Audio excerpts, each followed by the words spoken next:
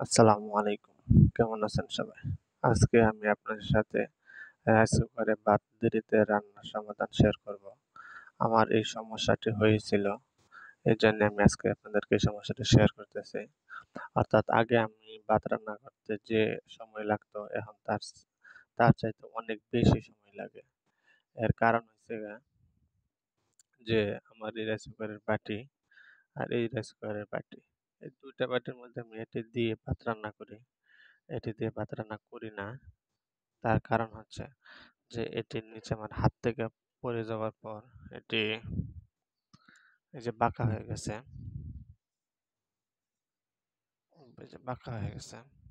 এদিক দিয়ে একটু উঁচু, এদিক দিয়ে একটু ঢালু। আর ওইটা ভালো আছে। এটা দিয়ে আমি ভাত রান্না করি। অর্থাৎ এটি দিয়ে ভাত রান্না করার পর ভাত বসানোর পর আমি যা দেখলাম যে অনেক বেশি সময় লাগে। তো অনেক বেশি সময় লাগার কারণ কি?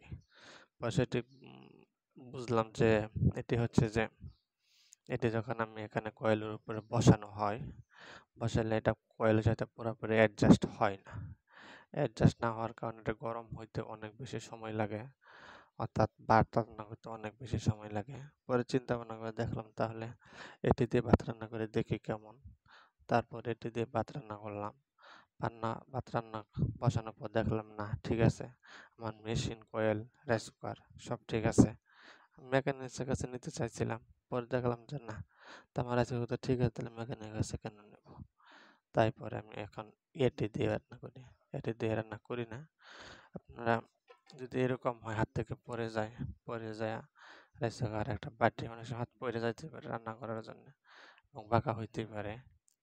তাহলে কি করবেন আপনারা? এটি দিয়ে রান্না করবেন না। আরেকটা বাটি থাকে অর্থাৎ ২ টা বাটি থাকে। এই বাটিটি দিয়ে রান্না অন্যটা বাটি থেকে অন্য বাটি দিয়ে রান্না করবেন। এটি ঠিক করার জন্য চেষ্টা করবেন। আমি এখন চেষ্টা করি নাই। তবে এটি কাঠ জাতীয় কোনো কিছু দিয়ে এটি আস্তে, আস্তে হালকা, হালকা বাড়ি দিয়ে ঠিক করার জন্য চেষ্টা করবেন। হুম? আশা করি কাঠে কাঠ দিয়ে আস্তে, আস্তে এভাবে টোকা দিলে ঠিক হয়ে যাবে। আমিও ঠিক করব পরে। আপনাদেরকে শেয়ার করলাম জিনিসটা। অর্থাৎ রাইস কুকারের যে বাটিটি সমান থাকবে, কোনো সমস্যা নাই, নিচে একদম সমান, এটি দিয়ে রান্না করবেন। আশা করি মেকানিকের কাছে যাইতে হবে না। এতে আপনার সমস্যার সমাধান হয়ে যাবে। তখন আমার সমস্যা আমি নিজেই এর সমাধান করেছি। হুম? আশা করি এভাবে দেখতে পারেন। আশা করি আপনার কাজটা সমস্যার সমাধান হয়ে যাবে। আসসালামু আলাইকুম।